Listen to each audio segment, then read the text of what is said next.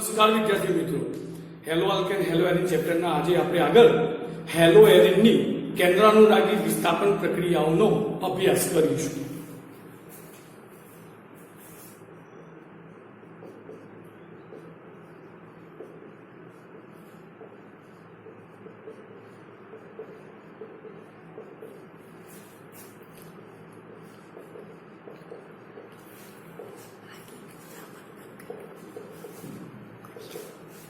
Hello arene અને એની કેન્દ્રાનુરાગી વિસ્થાપન પ્રક્રિયાનો આપણે અભ્યાસ અહીં આગળ કરીશું. મિત્રો, હેલો એરિન એટલે એને આપણે આ રીતે લખી શકીએ, બેન્ઝીન ઉપર X. પણ અહીં આગળ તમે જોશો તો હેલો આલ્કેન કરતા હેલો એરિનની અંદર કેન્દ્રાનુરાગી વિસ્થાપન પ્રક્રિયાઓ ખૂબ જ મુશ્કેલીથી થાય છે. એના માટે કેટલીક પ્રબળ પ્રક્રિયા પરિસ્થિતિની જરૂર પડે છે. તો એના માટેના 4 કારણો છે. હેલો એરિનમાં કેન્દ્રાનુરાગી વિસ્થાપન પ્રક્રિયા મુશ્કેલીથી કેમ થાય તો એના માટેના કુલ 4 કારણો છે મિત્રો. પહેલું કારણ સસ્પોદન અસર.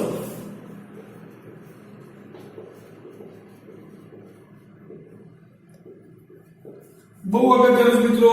તો સસ્પોદન અસરની આપણે વાત કરીએ તો મિત્રો ધ્યાન આપજો. હેલો એરિનના આ રીતે આપણે લખી શકીએ મિત્રો, બંધ આ રીતે સિંગલ બોન્ડ અને X. તો X ઉપર બંધકારક ઇલેક્ટ્રોન યુગ્મ આવેલા. સમજો, બહુ મસ્ત ફટાફટ આવડી જશે ભાઈ. તો આ બંધકારક ઇલેક્ટ્રોન યુગ્મ નું વિસ્થાપન થશે અને તેના લીધે હેલો એરિનની ઉપર હેલો કેટ આયનની રચના થાય છે. કોની રચના થાય મિત્રો? હેલો કેટ આયનની.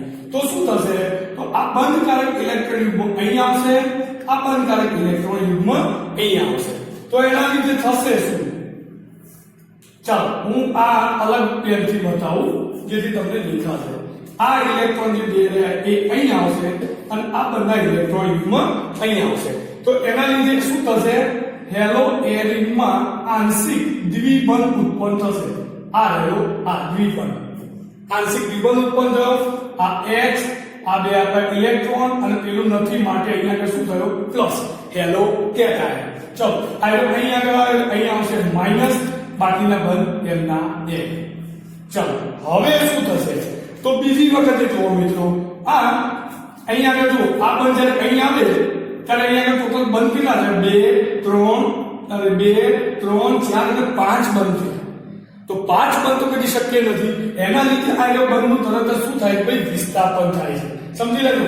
આ જ્યારે અહીં આવશે એટલે આના 2 આ 2 4 ને અને 5 એના લીધે પેલાનું શું થઈ જાય મિત્રો? વિસ્થાપન. હવે આ ઇલેક્ટ્રોન યુગ્મ આવશે અહીં આગળ અને આ આવશે અહીં આગળ. તો નવું આપણું સ્ટ્રક્ચર જે બનશે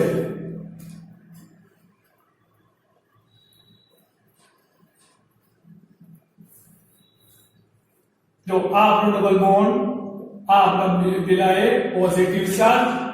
ચલો અહીં આગળ આવ્યો એટલે બંધ બન્યો અને આના ઇલેક્ટ્રોન અહીં આવ્યા એટલે શું બન્યું? માઈનસ અને આ બીજો બંધ. ચલો હવે આગળ શું થશે સમજો. આ બંને ઇલેક્ટ્રોન જે રહ્યા એ અહીં આવશે અને આ બંને ઇલેક્ટ્રોન ઉપર જતા રહેશે. ટૂંકમાં અંદરના જે ઇલેક્ટ્રોન જે રહ્યા એનું પુનઃચક્રણ થાય છે. એટલે આ રીતે આપણને નવું સ્ટ્રક્ચર મળશે. આ આપણું હેલો કેટ આયન. ચલો આ ઇલેક્ટ્રોન અહીં આવ્યા એટલે અહીં બંધ બની ગયું. આ બંધના ઇલેક્ટ્રોન અહીં આવ્યા એટલે અહીં માઈનસ થઈ ગયો, કારણ કે ઉમેરાયા. બાકી હતા એમના એ. ચાલો હવે શું થશે મિત્રો? તો આ બંધના ઇલેક્ટ્રોન અહીં આવતા રહેશે અને આ બંધના ઇલેક્ટ્રોન ક્યાં આવશે? સીધા અહીંથી આપણે જે ચાલુ કરીએ મિત્રો, જેમ અહીં આગળ ફેરવીને આપણે અહીં લાવ્યા હતા તો બંને ઇલેક્ટ્રોન સીધા રીતે છે અહીં આગળ. ચલો મિત્રો, બરોબર. તો આગળનું સ્ટ્રક્ચર કયું બનશે? 5મું. 1 2 3 4 અને 5.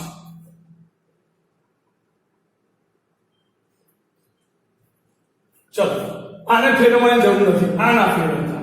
તો આ જ્યારે અહીં આવશે ત્યારે દ્વિબંધ વાળો ઉપર જતો રહેશે એટલે ઓટોમેટિક જો આપણું જે હતું એને ઓરિજિનલ સ્ટ્રક્ચર આના ઇલેક્ટ્રોન ઉપર જતા રહ્યા એટલે 2 2 4 અને 2 5 થઈ ગયા. 2 આની આજુબાજુના બરોબર, અને અહીં તો સિંગલ બંધ આવી ગયો, આના ઇલેક્ટ્રોન અહીંયા આવી ગયો, બાકીનો તો એમના એ.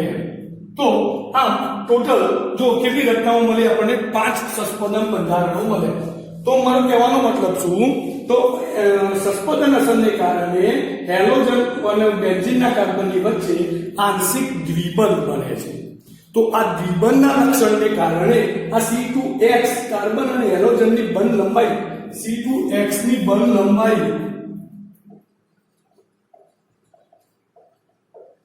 ટૂંકી બને. C2H ની બંધ લંબાઈ કેવી બને? ટૂંકી. કોના કમ્પેરમાં? હેલો આલ્કેન ના સંપર્કમાં. એટલે હેલો આલ્કેન ના તરીકે CH3H અને હેલો એરિન લઈએ તો હાઇડ્રોજન ઉપર X.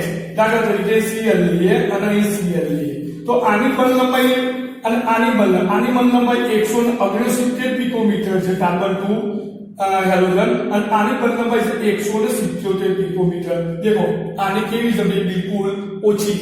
હવે ઓછી હોય એટલે આ બંધ નાનો થાય, અને બંધ નાનો થાય એટલે આને સરળતાથી આપણે આ બંધને સરળતાથી તોડી શકીએ નહીં. એના માટે વધારે ઊર્જાની જરૂર પડે.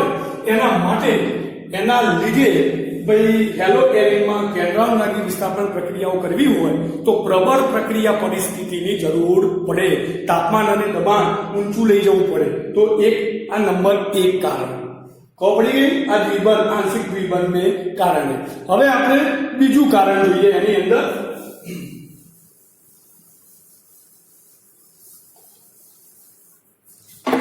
નંબર 2, C2X માં કાર્બનના સંકરણના તફાવત ને કારણે. કોના લીધે છે મિત્રો? ધ્યાનથી જુઓ. C2X કાર્બન ટુ હેલોજન બંધમાં કાર્બનના સંકરણના તફાવતને લીધે. દાખલા તરીકે આપણે અહીં આગળ લઈએ છે હેલો એરિન, આ આપણો X, અને બીજો લઈએ છે CH3X. દેખો આ જે આયો કાર્બન પર તમને બધાને ખબર છે. આ રીતે ના લખે, આ રીતે લખે, જલ્દી ખબર પડશે તમને. તો અહીં દ્વિબંધ છે, તો દ્વિબંધ હોવાને કારણે આ કયું સંકરણ ધરાવશે મિત્રો? sp2. રાઈટ. તો આ કયું સંકરણ ધરાવે મિત્રો? sp3. હવે આમ s ફેક્ટરની ટકાવારી કેટલી? તો s નો એક ભાગ લે છે તો સામે p ના 2 એટલે ટોટલ 3 થયા. ટોટલ 3 થયા મિત્રો. તો એનો મતલબ શું થયો? s ફેક્ટરની ટકાવારી કેટલી આવે? તો એપ્રોક્સિમેટ 33.33%. જ્યારે અહીં આગળ sp3 ની અંદર એક s અને p ની 3 એટલે ટોટલ 4. તો s ની ટકાવારી સમથિંગ 25% જેટલું ફેક્ટર કામ કરે. તો મારો કહેવાનો મતલબ શું? જેટલું s% ની ટકાવારી વધુ એટલી વિદ્યુત ઋણતા વધુ. જેટલી s ફેક્ટરની ટકાવારી વધુ એટલી વિદ્યુત ઋણતા વધુ. તો અહીં આગળ કાર્બન અને હેલોજન વચ્ચેનો અહીં કાર્બન અહીંની વિદ્યુત ઋણતા વધી જાય. એટલે આ જે બંધના ઇલેક્ટ્રોન છે સરળતાથી મુક્ત કરતો નથી. એટલે હેલોજનને સરળતાથી ઇલેક્ટ્રોન લઈને દૂર થવા દેતો નથી, એને જકડી રાખે છે. એટલે એને તોડવા માટે વધારે ઊર્જાની જરૂર પડે. અને મેં આગળ તમને કહ્યું કે વધારે ઊર્જાની જરૂર પડે એટલે એનો મતલબ શું? કે યોગ્ય પ્રક્રિયા પરિસ્થિતિ ત્યાં લાવવી પડે. પ્રબળ પ્રક્રિયા પરિસ્થિતિ, તાપમાન ઊંચું લઈ જવું પડે અથવા તો એનું દબાણ પણ ઊંચું લઈ જવું પડે. એટલે અહીં s ફેક્ટરની ટકાવારી જેટલી વધારે હોય એટલી વિદ્યુત ઋણતા વધુ હોય. તો અહીં s ફેક્ટર વધારે એટલે અહીંયા કાર્બનની વિદ્યુત ઋણતા વધતી જાય. વિદ્યુત ઋણતા એટલે શું? તો આ કાર્બન સરળતાથી એના બંને ઇલેક્ટ્રોનને હેલોજનને આપતો નથી. જ્યારે અહીંયા આગળ તો ઓછી, એટલે કાર્બન અને હેલોજન બંધ સરળતાથી તૂટી જાય. તો આ નંબર બીજું. હવે ત્રીજું વાત કરીએ આપણે ફિનાઇલ કેટાયનની અસ્થિરતા. તો ફિનાઇલ કેટાયનની અસ્થિરતાની વાત કરવામાં આવે મિત્રો તો હેલો એરિનમાંથી પ્રક્રિયા થાય એટલે એમાંથી શું બને ભાઈ? કેટાયનનો મતલબ શું થયો? પ્લસ. આ ફિનાઇલ કેટાયન કહેવાય. અને આ કેવું છે મિત્રો? અસ્થાયી. એટલે આગળ પછી પ્રક્રિયા થવા દેતો નથી. સમજી લો, ફિનાઇલ કેટાયન અસ્થિર છે એટલે આગળ પ્રક્રિયા થતી નથી. આ નંબર 3. અને નંબર 4 એ હું તમને હવે બહુ ધ્યાનથી સાંભળો મિત્રો કે ભાઈ હેલો એરિન જે રહ્યું, હેલો એરિન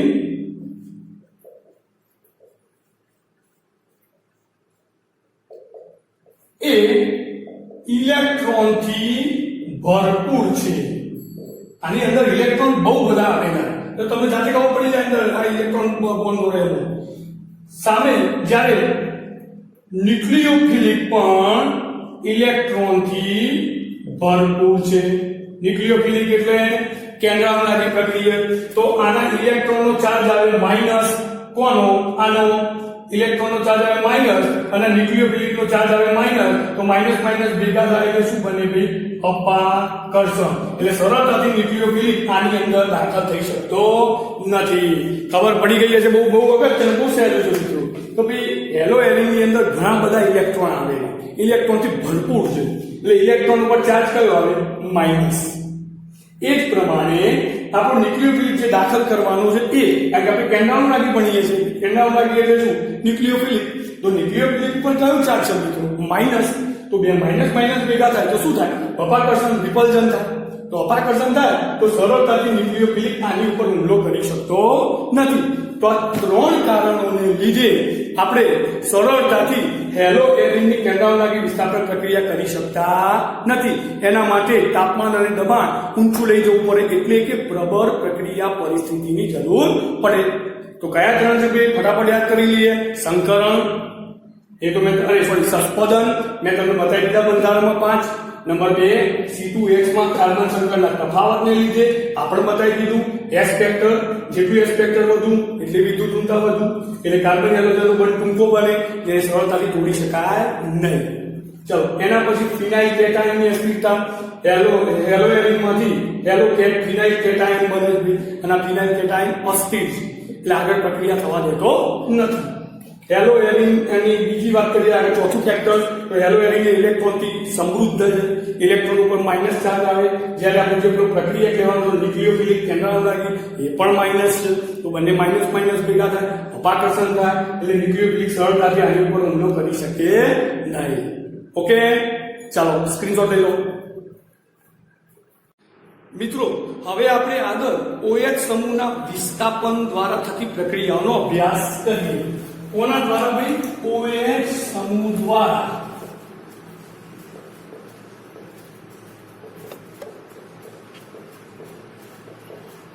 વિસ્થાપનનો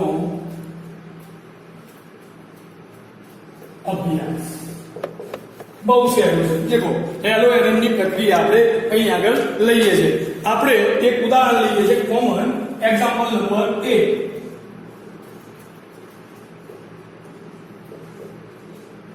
ક્લોરોબેન્ઝીન એની OH માઈનસ એટલે કે NaOH લઈએ છીએ. ડબલ પ્રક્રિયામાં તાપમાન લેવાનું છે ભાઈ એપ્રોક્સિમેટ 633 અને દબાણ એટલે પ્રેશર લેવાનું છે 300 એટમ. આને ખાલી ફિગરથી મહત્વ નથી મિત્રો. તો હવે અહીંયા શું પ્રક્રિયા થાય? તો મેં તમને અગાઉ કહ્યું ભાઈ આપણે કે હેલો એરિનની અંદર પ્રક્રિયા ખૂબ જ મુશ્કેલીથી થાય, કારણ કે બંધ ટૂંકો છે મિત્રો. એટલે આ જે કાર્બન આવ્યો એ sp2 સંકરણ કરાવે, એટલે સરળતાથી આ ઇલેક્ટ્રોનને ક્લોરીનને છૂટો થવા દેતો નથી. સમજો, આ જે ઇલેક્ટ્રોન આવ્યા એ ક્લોરીનને સરળતાથી લઈ જવા દેતો નથી. તો એના કારણે કાર્બન ખેંચી રાખે. એનો મતલબ શું થયો? કાર્બન ઉપર ઇલેક્ટ્રોનની ગીચતા વધે છે. કાર્બન ઉપર ઇલેક્ટ્રોનની ગીચતા વધે છે. ઇલેક્ટ્રોનની ગીચતા વધે એટલે શીયરને સરળતાથી મુક્ત કરી શકતો નથી. તો એના લીધે આપણે જો તાપમાન કેટલું રાખવું પડે? 633. દબાણ કેટલું છે મિત્રો? 300 એટમ. તો અહીં થશે શું? અહીં OH માઈનસ ઉત્પન્ન થવાનું. આ OH માઈનસ સીધો અહીંયા શું કરશે ભાઈ? હુમલો કરશે કાર્બન ઉપર, અને કાર્બન ઉપર હુમલો કરી અને આપણી નિપલ બનાવશે ફિનોલ. શું બનાવ્યું મિત્રો? ફિનોલ. ઓકે, ચલો આ તો તાપમાન ઊંચું આપણે લઈ જવું પડ્યું, બરોબર. પણ બીજી વાત કરીએ. એક મિત્રો બહુ મસ્ત પ્રક્રિયા, જાદુ બતાવો. અહીં હું NO2 સમૂહ દાખલ કરી દઉં છું, બરોબર. પ્રક્રિયા એના છે NaOH, પણ તાપમાન ઘટાડી 433 ફિગરથી મતલબ નથી કે તાપમાન જો તાપમાન ઘટી ગયું, તાપમાન ઘટી ગયું, આવું કેમ? તો એ આપણે સમજીએ આવું કેમ. તો દેખો NO2 જે સમૂહ રહ્યો, NO2 સમૂહ એ ઇલેક્ટ્રોન આકર્ષક સમૂહ છે ભાઈ. NO2 સમૂહ કેવો છે ભાઈ? ઇલેક્ટ્રોનને પોતાની તરફ આકર્ષે છે. હવે ઉપર તમે જોયું અહીંયા આગળ sp2 સંકરણને લીધે પેલા ઇલેક્ટ્રોનની ગીચતા કાર્બન ઉપર વધે. તો અહીંયા આગળ કાર્બન ઉપર જ્યારે ગીચતા વધે ત્યારે NO2 સમૂહ શું કરશે? અહીંથી કાર્બનના વધારાના ઇલેક્ટ્રોનને શું કરશે? પોતાની તરફ ખેંચી લેશે. ઇલેક્ટ્રોનને ઉપરથી કાર્બન ઉપરથી ખેંચી લે છે. એટલે કાર્બન ઉપર થોડી ગીચતા ઓછી થઈ. કાર્બનની ગીચતા ઓછી થઈ એટલે તરત જ હેલોજન શું કરશે? પોતાના ઇલેક્ટ્રોન લઈને ચાલતો થશે. ખબર પડી ગઈ? એટલે અહીંયા આગળ આપણને સૂત્ર તો એ જ મળવાનું મિત્રો. કયું? OH અહીંયા આગળ આવશે NO2 ફોર નાઇટ્રોફિનોલ. એને કહીશું ભાઈ ફોર નાઇટ્રોફિનોલ. પછી તો તાપમાનનો તફાવત આવે. કેટલું આવ્યું ભાઈ? 433 કેલ્વિન આવ્યું. ઓકે, ચાલો નંબર 3 ત્રીજું લઈએ આપણે.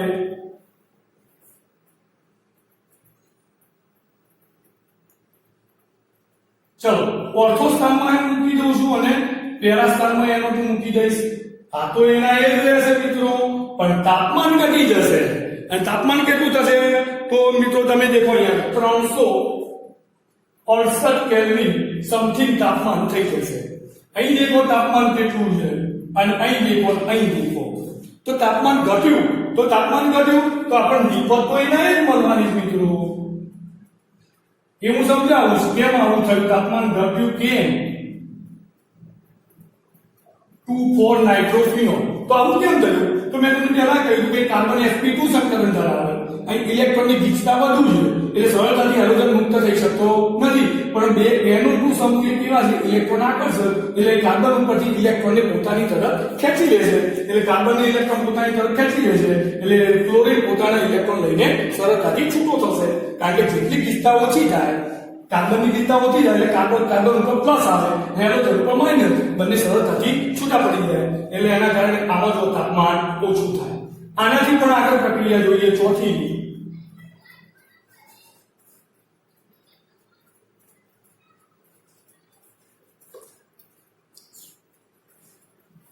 ચાલો મિત્રો, ચોથી જે પ્રક્રિયા રહી એમાં એની એક પ્રક્રિયા એના સાથે જ કરવાની. NaOH અહીં જો તાપમાન 333 કેલ્વિન સમથિંગ લેવામાં આવે છે. અને અહીં આગળ નિપજ આપણને નિપજ અગત્યની છે મિત્રો. દરેક જણ નિપજનું નામ વિચારી રાખો. તો નિપજ કઈ મળી? 2, 4, 6 ટ્રાય નાઇટ્રોફિનોલ. દેખો આમાં તાપમાન ઘટ્યું. કેમ ઘટ્યું? તો મેં તમને કહ્યું કે એ બે સમૂહ અહીં કે ત્રીજો પાછો દાખલ થયો. ત્રીજો દાખલ થયો એટલે મેં તમને કહ્યું કાર્બનની ઉપરથી જે ઇલેક્ટ્રોનની ગીચતા એ ઘટાડી દે. ઇલેક્ટ્રોનની ગીચતા ઘટે એટલે ઓટોમેટિક આપણો ક્લોરીન જે રહ્યો ભાઈ એ ક્લોરીન પોતાના ઇલેક્ટ્રોન લઈને ચાલતો થશે. એટલે આપણને સરળતાથી આપણનું કામ પૂર્ણ થશે. તો તમે આ ચારે ચાર પ્રક્રિયામાં દેખો મિત્રો, તાપમાનમાં જો ખાલી આ ઓબ્ઝર્વેશન કરો તાપમાનમાં ઘટાડો થાય. તો એનો મતલબ શું થયો કે ભાઈ હેલો એરિનમાં કેન્દ્રાનુરાગી વિસ્થાપન પ્રક્રિયા કરવી હોય તો કાં તો તાપમાન વધારો, કાં તો ઓર્થો અને પેરા સ્થાનમાં કોઈ સમૂહ દાખલ કરો. કયો? નાઇટ્રો. સમજી લો ફરીથી.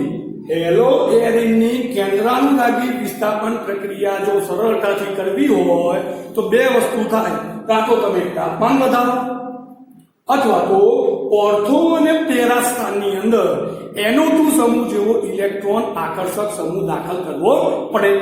મેટા સ્થાનમાં દાખલ કરાય નહીં, કારણ કે મેટા સ્થાનમાં એ સરળતાથી પ્રક્રિયા આપતો નથી. એ હવે આપણે પાછળ અગાઉ અહીંયા આગળ ભણીએ છીએ. કેમ નથી આપતો એ હું તમને બતાવું. પેલાનો સ્ક્રીનશોટ લઈ લો મિત્રો. હેલો એરિનની ક્રિયાશીલતા વધારવા માટે મેં તમને કહ્યું કે ભાઈ ઓર્થો અથવા તો પેરા સ્થાનમાં આપણે ઇલેક્ટ્રોન આકર્ષક સમૂહ દાખલ કરવો પડે. મેટા સ્થાનમાં કેમ નહીં? તો એ આપણે સંસ્પંદન દ્વારા સમજીએ. સૌથી પહેલા આપણે ઓર્થો અને પેરામાંથી ઓર્થો માટે લઈએ.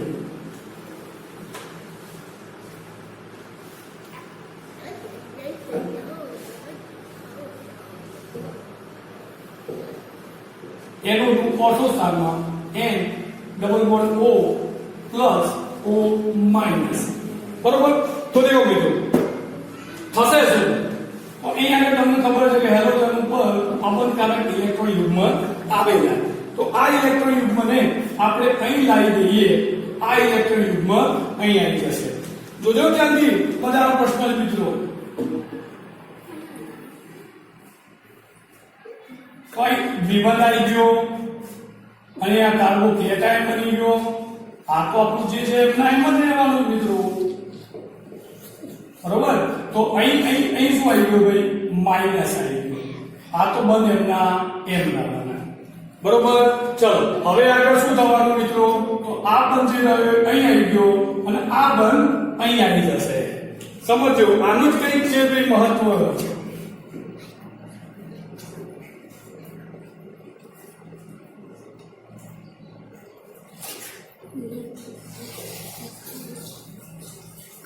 જેમ આપણે સસ્પેન્શનમાં લખતા હતા મિત્રો એ જ વસ્તુ અહીં આવી. ચલો આ બંધ અહીં આવી ગયો. આ બંધ તો એમ ના અહીં ચાર્જ આવ્યો માઇનસ. ચલો આગળ હવે શું થશે મિત્રો? આ માઇનસ ચાર્જ હતો એ પાછું અહીંથી પલટા અહીં આવશે અને આ આવશે ક્યાં આવશે ભાઈ? અહીં આવશે. બરોબર. હું આખી રચના પૂર્ણ કરી દઉં છું એટલે તમને ખબર પડે.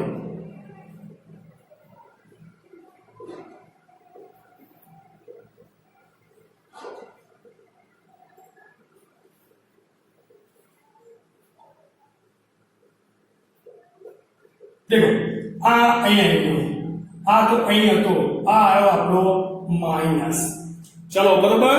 તો હવે છેલ્લી રચના આ બંને ઇલેક્ટ્રોન અહીં જતા રહેશે અને આ અહીં આવી જશે. તો આપણી સસ્પેન્શન રચના અહીં આગળ પૂર્ણ થશે.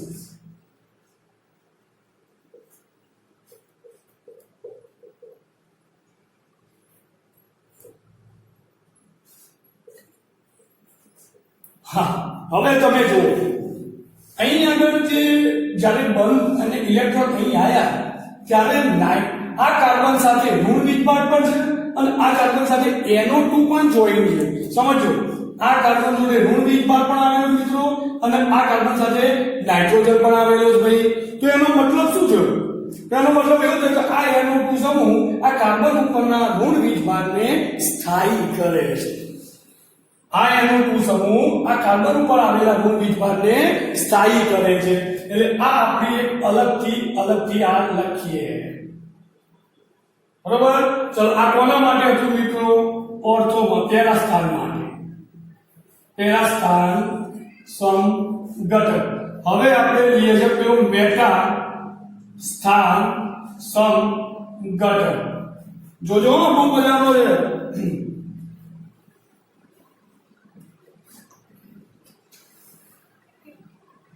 n double bond O minus n plus આ રીતે અહીં આગળ Cl છોડી આપણે મેટા સ્થાનમાં લેવાનું છે મિત્રો.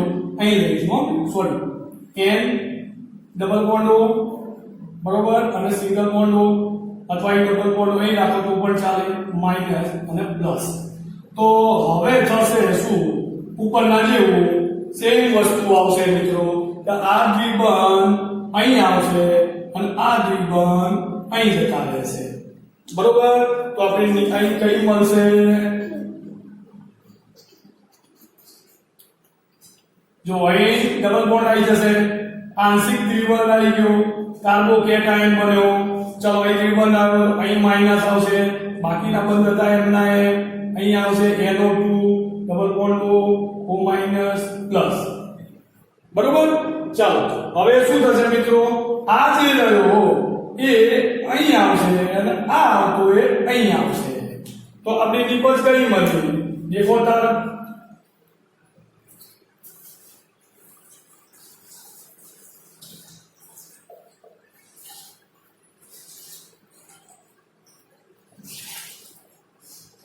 देखो આ અહીં આવતો માઈનસ, આ બંધ અહીં આગળ આવે આ બંધ અને આ તો હતો એમના એમ. હવે આગળમાં શું થશે મિત્રો? ફરીથી આ જે રહ્યો એ આપણો અહીં આવશે, આ અહીં આવશે. બંધ ખાલી ઇલેક્ટ્રોન જ ફેરવવાના મિત્રો, કશું બીજું ફેરવવાનું નથી.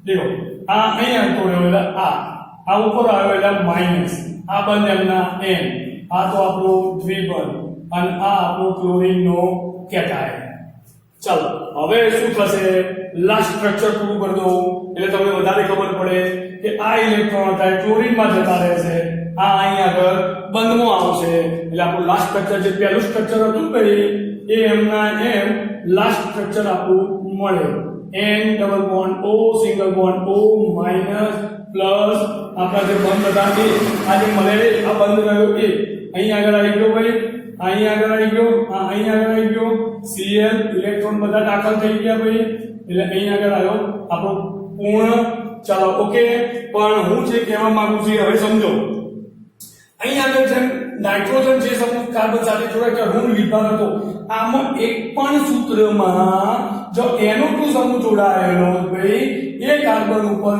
ક્યાંય પણ ઋણ એટલે કે ઇલેક્ટ્રોન આવેલા નથી દેખી લો તમે અહીં પણ નથી આમાં પણ નથી આમાં પણ નથી ના સૂત્રમાં નથી જેમ NO2 જે કાર્બન સાથે જોડાય એની વાત કરું છું ભાઈ એટલે કહેવાનો મારો મતલબ શું ભાઈ કે મેટાસ્થાનની અંદર આપણું જે NO2 સમૂહ જે રહ્યો એને જો દાખલ કરવામાં આવે તો પેલું સરળતાથી તો Cl માંથી ન્યુક્લિયોફિલિક એ Cl ઉપર હુમલો કરી શકતો નથી કારણ કે એ ચાર્જ સ્થાયી નથી આ ઋણ ભાગ છે ફરે જ જાય છે સ્થાયી નથી જ્યારે ઓર્થો અને પેરાની અંદર મેં પેરાનું સેમ ઓર્થોનું તો અહીં આગળ જે કાર્બન ઉપર ઋણ ચાર્જ આવે ભાઈ ત્યાં NO2 સમૂહ એ ચાર્જને સ્થાયી કરી દે છે અને એના લીધે એ ચાર્જ સ્થાયી જાય એટલે ઇલેક્ટ્રોનને પોતાની તરફ અહીં આગળ ખેંચશે કાર્બનના એટલે કાર્બન અને હેલોજન વચ્ચેનો બંધ જે થોડો નિર્ભર બનશે અને હેલોજન પોતાના ઇલેક્ટ્રોન લઈને છૂટા પડશે જ્યારે અહીં આગળ એવી કોઈ સિચ્યુએશન ઉત્પન્ન થતી નથી એના લીધે જ્યારે મેટાસ્થાન ઉપર તમે NO2 સમૂહ દાખલ કરો અથવા તો બીજો કોઈ ઇલેક્ટ્રોન આકર્ષક સમૂહ દાખલ કરો ત્યારે ન્યુક્લિયોફિલિક સરળતાથી હેલોજન ઉપર હુમલો કરી શકતો નથી ક્લિયર ચાલો સ્ક્રીનશોટ લઈ લો